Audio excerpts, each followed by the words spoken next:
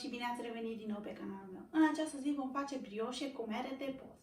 Pentru ingrediente vom avea nevoie de 570 de grame de făină, 250 de ml de apă minerală, 250 de grame de zahăr, 5 grame praf de copt, un plic de zahăr vanilinat, puțină sare, puțină zeamă de la o lămâie, cam o linguriță, 150 de ml de ulei și 2 kg de mere. Așa că să trecem la treabă.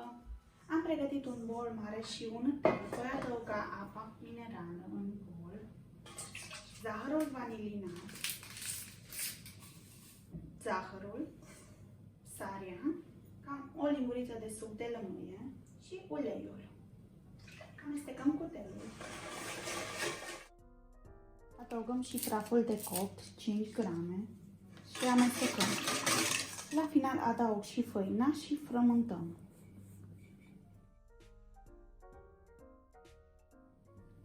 Am terminat de frământat aluatul, am mai adăugat puțină făină deoarece a fost prea moale, iar acum îl voi pune la frigider pentru 20 de minute să se răcească. Mai departe voi trece la mere, le voi curăța, după care le voi da prin răzătoare.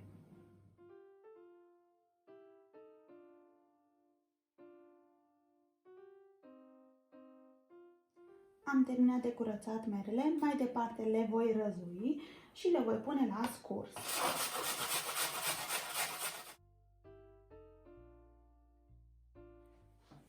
Vom stoarce merele.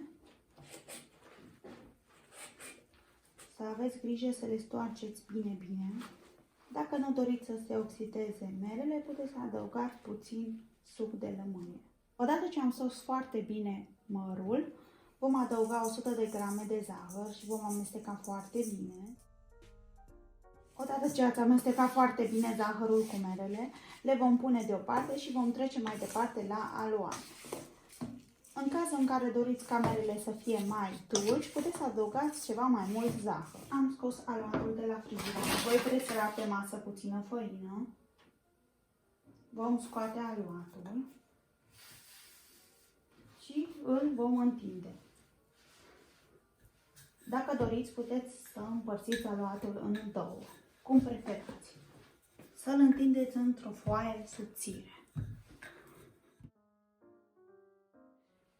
Am pregătit un pahar rotund pe care l-am pus în făină și vom forma cercuri.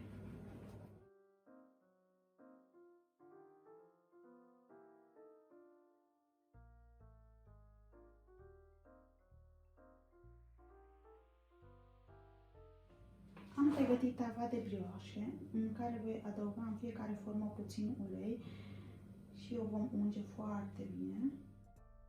Dacă considerați că ați adăugat surplus de ulei, puteți foarte bine să tapotați cu un șervețel și să luați surplusul. Am presărat cu puțină făină, am luat o formă rotundă pe care o voi întinde puțin.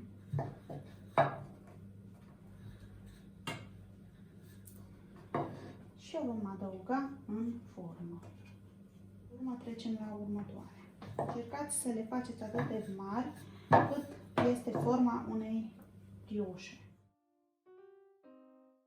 Am terminat de așezat aluatul în brioșe, iar acum în fiecare formă voi adăuga mere. Să gustați merele, să vedeți dacă sunt suficient de dulci. Dacă nu sunt suficient de dulci, atunci puteți să mai adăugați zahăr. Important este să le faceți după propriul vostru gust. Aluatul rămas vom face niște forme.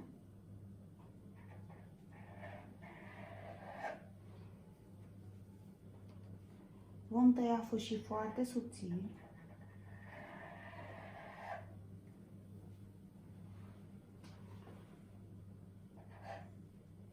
După care vom tăia bucățele să fie cam egale, dacă puteți încerca. Așa. Și vom face ca o plăcintă americană.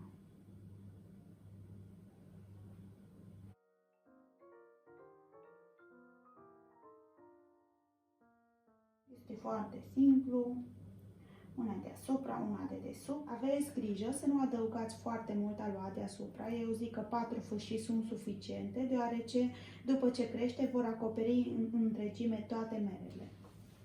și nu ne dorim acest lucru. Considerați că este prea groasă, puteți să o mai întindeți odată ce ați tăiat-o.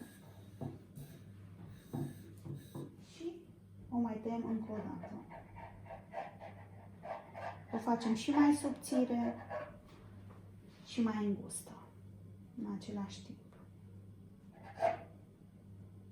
Iar brioșele sunt gata pregătite de trimis la cuptor la 180 de grade pentru 25-30 de minute. Desigur, într-un cuptor încălzit în prealabil. Brioșele sunt gata, le-am scos de la cuptor, iar brioșele comere sunt gata. Arată foarte bine. Dacă doriți, puteți să presărați deasupra și zahăr pudră. Să vedem ce gust are.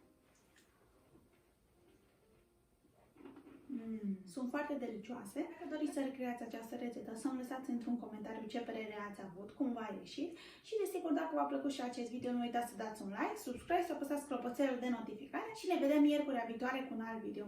V-am pupat, pa, pa!